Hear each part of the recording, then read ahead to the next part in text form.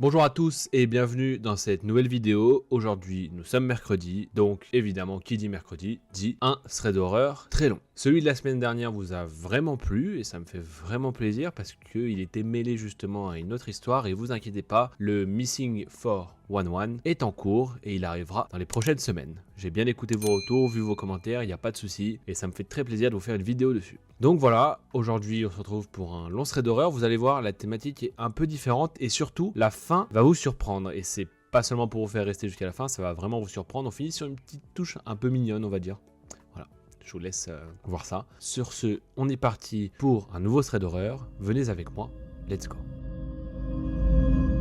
Cette histoire, c'est l'histoire de Théo, elle s'est passée alors qu'il avait 9 ans. Il explique qu'aujourd'hui il en a 25 et que cette histoire, il ne l'oubliera jamais. Théo nous explique qu'il habite dans une maison avec d'autres maisons mitoyennes. En fait, c'est un ensemble de 4 maisons et derrière ces maisons, chacun a une sorte de petit patio, une sorte de petit jardin en fait. Et juste devant chez lui, à environ 10 mètres de chez lui, il y a une route où les gens font leur promenade du dimanche, etc. Bref, c'est un quartier très calme et assez résidentiel. Il explique qu'il habite quand même dans un quartier assez peuplé, avec plein d'endroits avec des maisons mitoyennes, justement, donc voir des gens marcher dans la rue, c'est vraiment quelque chose d'habituel, en fait, c'est pas surprenant. Par contre, ce qu'il dit qui est beaucoup moins normal, c'est de voir quelqu'un debout dans son patio, dans son petit jardin à l'arrière de sa maison. Ça, c'est en général beaucoup moins normal, surtout quelqu'un que tu connais pas, s'il fallait le préciser. Quand Théo avait 9 ans, il rentrait en général de l'école environ 1 heure avant sa mère, puisqu'il habite à environ 50 mètres de l'école, alors sa mère pensait en fait que Théo était assez mature pour rentrer, même s'il avait seulement 9 ans, il était assez grand selon elle, vu que c'était que pour 1 heure pour rester tout seul à la maison et surtout rentrer tout seul. Ce jour-là, Théo rentre de l'école, il fait ses choses habituelles, c'est-à-dire verrouiller la porte d'entrée et vérifier que celle derrière qui mène justement au patio et au petit jardin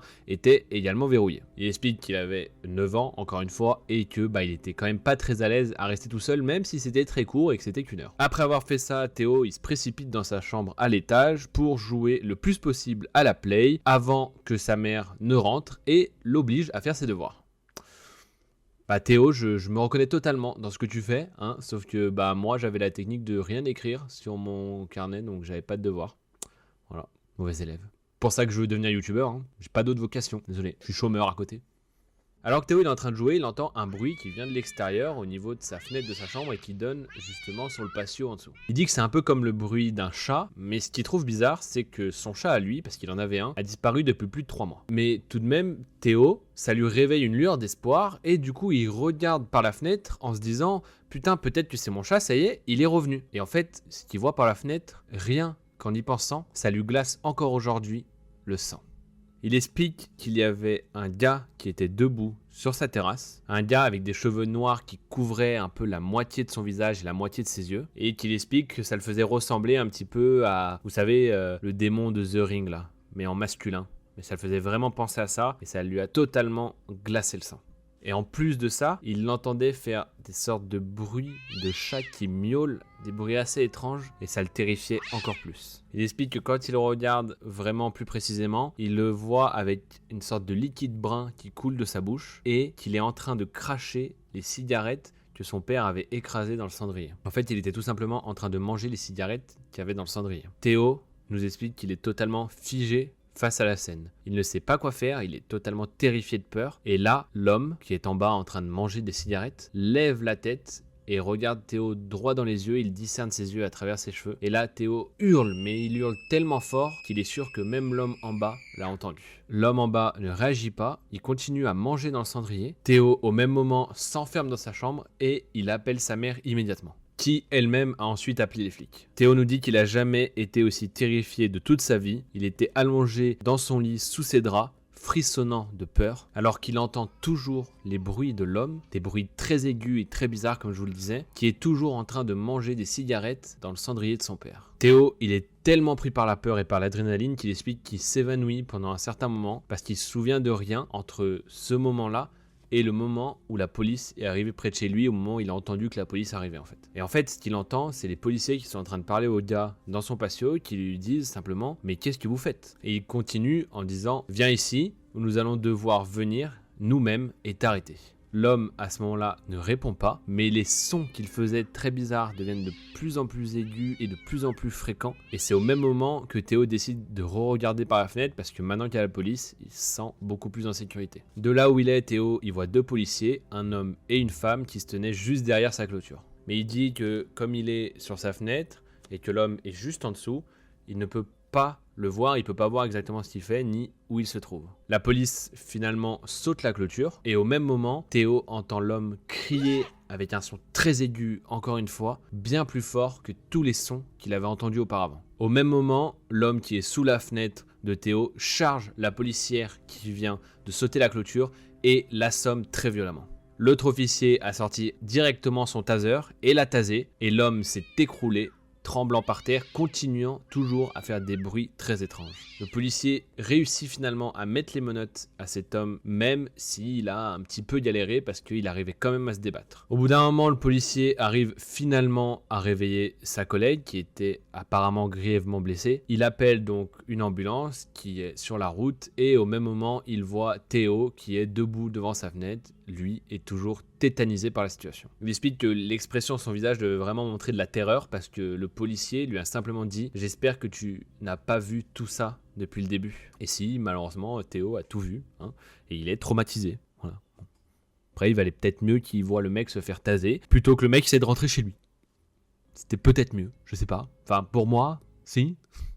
À ce moment-là, à cause de tout le raffut, etc., les voisins commencent à arriver parce qu'ils se demandaient ce qui se passait. Et c'est finalement sa voisine qui est assez âgée qui s'est occupée de Théo le temps que sa mère revienne. La police finit donc par partir avec l'homme qui mangeait les cigarettes dans le cendrier. Désolé, je n'ai pas son nom, je ne vois pas d'autre moyen de mieux le décrire. Et finalement, ils promettent à Théo et à sa mère, qui n'est pas encore là, mais ils promettent tout simplement de revenir pour leur expliquer ce qui vient de se passer et pourquoi ça s'est passé, etc. Bref, de faire une enquête et de venir leur expliquer pour qu'ils comprennent. Théo nous explique que c'est là que l'histoire prend une tournure totalement inattendue. Parce que jusqu'à maintenant, peut-être que vous disiez ce n'est pas une vraie histoire, c'est peut-être quelque chose de faux, ça ressemble à un truc bizarre, un truc impossible, quelqu'un qui mange des cigarettes.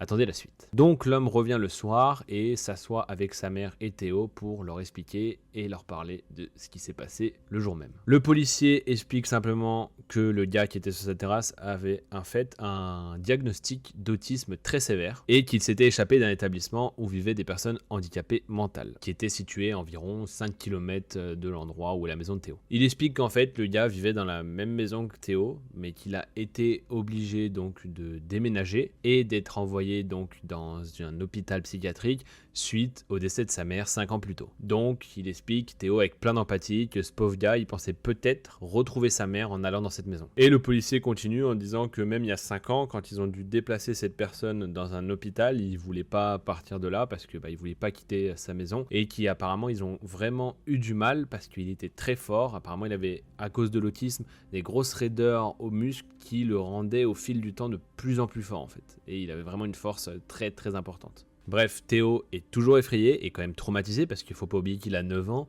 Il est gentil, mais il a 9 ans. Ce qu'il vient de voir, ça l'a quand même traumatisé. On peut le comprendre totalement parce que même du haut de mes 25 ans personnellement, si je regarde quelqu'un dans mon jardin en train de bouffer des clopes, pas sûr que je m'en sorte indemne. Je sais pas, à vous de me dire, peut-être que pour vous c'est tout à fait normal, ça arrive tous les jours, mais si ça arrive tous les jours chez vous, peut-être pensez à déménager. Je sais pas. Bref, Théo demande à l'officier de lui promettre que ça ne réarrivera jamais et l'officier lui promet que justement ça ne se produira plus. Les nuits passent, Théo fait beaucoup de nuits blanches parce qu'il est totalement terrorisé et traumatisé de ce qui vient de se passer, mais sa vie reprend un peu son cours normal et le gars n'est jamais revenu. Jusqu'à il y a un an.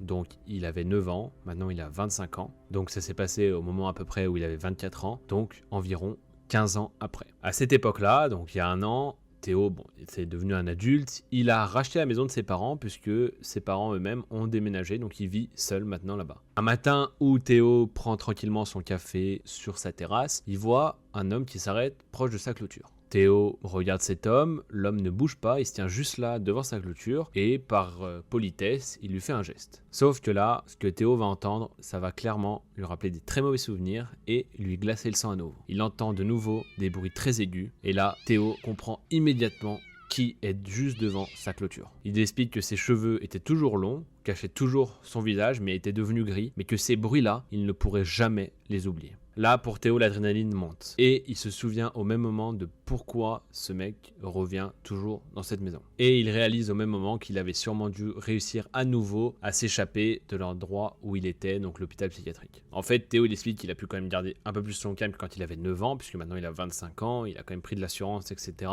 Et il a pu repenser à tout ça. Et en fait, il se rend compte qu'il est un peu triste pour ce gars. Sur le moment, il a un peu peur, mais en même temps, il est un peu triste. Parce qu'il réalise qu'en fait, le mec est encore revenu à la maison 15 ans plus tard pour essayer encore de retrouver sa mère. Donc Théo, qu'est-ce qu'il fait? Il va proposer à cet homme s'il veut rentrer dans le patio pour passer un peu de temps avec lui. Théo, voilà, je sais pas quoi dire, bravo à toi, tu es la meilleure personne au monde. Hein. Je suis pas sûr que j'en aurais fait autant, honnêtement, hein, parce que si j'ai un traumatisme d'avant, le mec revient, il me fait des bruits de chat qui miaulent aigus et tout. Non, ça ressemble trop à un film d'horreur pour moi, désolé.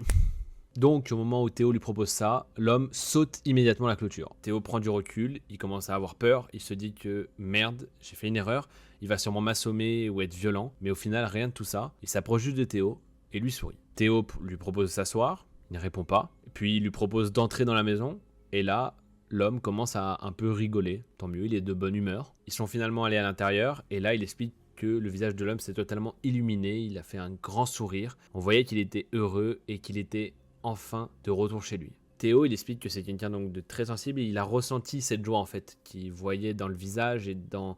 C'était un ressenti, vous voyez ce que je veux dire quoi. Il a vu vraiment cette personne vraiment heureuse, donc ça l'a fait pratiquement pleurer. Finalement, l'homme il s'assoit tranquillement dans le canapé. Tranquille, il a cru que j'étais chez lui le frérot. Non, je déconne, évidemment, j'étais obligé de faire une petite blague pour casser un peu toute cette mignonnerie. Je ne pouvais pas rester juste sur un truc mignon ou quelque chose comme ça, non. Il fallait que je casse cette blague. Cette blague, non. Il fallait que je casse cette action là, voilà. Abonnez-vous.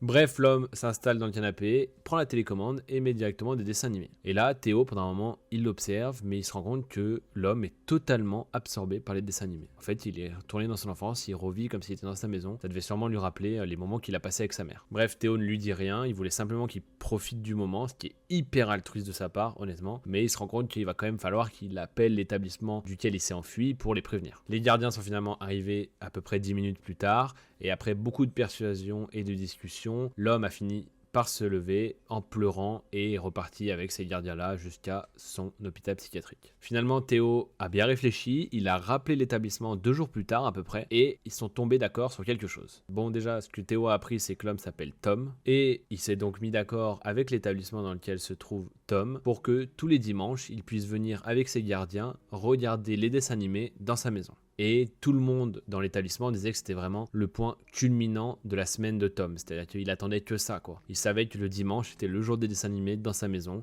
Et ça le rassurait, lui apportait énormément de bonheur. Bref, ça fait très chaud au cœur à Théo de le voir comme ça. Il explique donc que les années sont passées et que le « ne nous revoyons jamais » homme qui mange des cigarettes écrasées et qui fait des bruits très aigus dans mon patio, à revoyons-nous tous les dimanches, tous les deux, pour regarder les dessins animés et devenons amis. Voilà, je vous avais dit que la conclusion de cette histoire était très différente de d'habitude. Cela dit, c'est énorme. Moi, je trouve que la vidéo est super. Enfin, cette anecdote est super. C'est bien de changer un petit peu, non? Moi, j'ai trouvé génial. Et on passe vraiment d'un mec qui faisait flipper à un mec qui est mignon, en fait. Théo, il est tellement ouvert qu'il s'est posé la question, en fait. Il s'est dit, peut-être que cet homme souffre et peut-être que ce qu'il a besoin, c'est juste passer du temps un peu dans cette maison pour aller mieux. Et voilà, quoi, c'est super. Je pense que très peu de personnes auraient pensé. Surtout que le mec faisait quand même peur. Donc, je trouve ça super, franchement, Théo. Si un jour tu vois cette vidéo, bah bravo à toi. Voilà, n'hésite pas à le mettre dans les commentaires que t'es passé, mais grand respect pour ton altruisme. Je pense que tout le monde sera d'accord pour le dire. En tout cas, j'espère que ce thread vous a plu, même s'il était bien différent d'habitude. Évidemment, n'hésitez pas à vous abonner, à liker et à partager. Moi, ça me soutient énormément et pour vous, c'est gratuit. Et sur ce, on se retrouve dimanche pour un tout nouveau concept. Je pense qu'il va vous plaire. En rapport avec les threads d'horreur, attention, je tease, mais je vous dis pas ce que c'est. Et donc, je vous attends dimanche très nombreux pour découvrir ce nouveau concept thread d'horreur. À dimanche la famille et bisous.